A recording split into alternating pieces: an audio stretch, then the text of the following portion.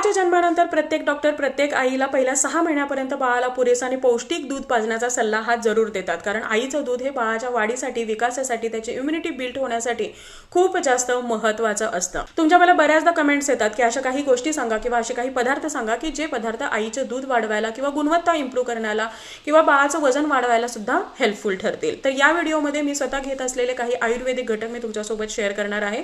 हे सगळे जे आयुर्वेदिक पदार्थ आहेत हे तुम्हाला कोणत्याही आयुर्वेदिक स्टोअरमध्ये मिळून जातील. ज्यामध्ये पहिला जो पदार्थ आहे ते म्हणजे शतावरी.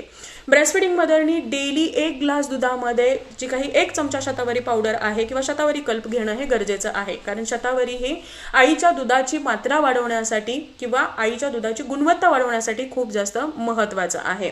दुसरा जो पदार्थ आहे ते म्हणजे मेथी.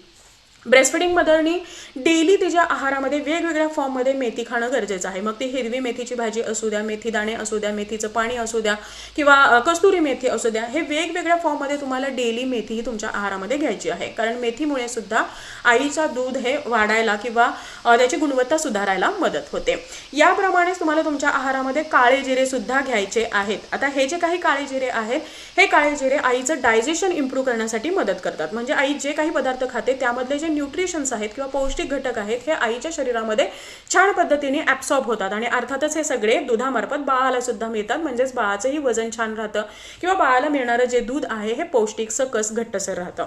याशिवाय तुम्हाला तुमच्या आहारामध्ये नागरमोथा नावाचा एक आयुर्वेदिक घटक घेणं खूप गरजेचं आहे. हा जो नागरमोथा आहे यामुळे आईचं प्रोलॅक्टिन इम्प्रूव्ह व्हायला मदत होते. म्हणजे ज्या हार्मोन्समुळे आईचं दूध वाढतं तर ते हार्मोन छान पद्धतीने सिक्रेट होतं. आता नागरमोथाप्रमाणेच विदारीकंद नावाचा सुद्धा एक घटक आहे, ज्यामुळे आईचं बनणारं जे दूध आहे हे खूप जास्त सकस आणि गुणवत्तापूर्ण राहतं. आता या ज्या सगळ्या गोष्टी आहेत या गेल्या 6 महिन्यापासून मी माझ्या आहारामध्ये रेग्युलरली घेते आहे आणि म्हणूनच आतापर्यंत कधीही आदित्यला फॉर्म्युला मिल्क देण्याची गरज पडली नाही. फक्त एवढंच आहे की हे सगळे जे पदार्थ आहेत हे कशा पद्धतीने, किती प्रमाणामध्ये, कोणत्या वेळेमध्ये घ्यायचं याबद्दल मला खूप जास्त विचार करण्याची गरज पडत नाही, कारण हे सगळे पदार्थ व्यवस्थितरित्या अगदी ॲक्युरेट क्वांटिटीमध्ये असणारं एक प्रोडक्ट माझ्याकडे आहे, ते म्हणजे हे मॅमिकॉन सिरप आणि या मॅमिकॉन कॅप्सूल्स. टोटली आयुर्वेदिक आहे, यामध्ये कोणत्याही केमिकलचा वापर केलेला नाही, त्यामुळे याचा कसलाही साईड इफेक्ट नाही. आता हा व्हिडिओ अजिबात स्पॉन्सर्ड नाही. ज्या प्रोडक्टचा मला फायदा झाला ते प्रोडक्ट मी नेहमी तुमच्यासोबत शेअर करत असते आणि त्यापैकीच हे एक प्रोडक्ट आहे.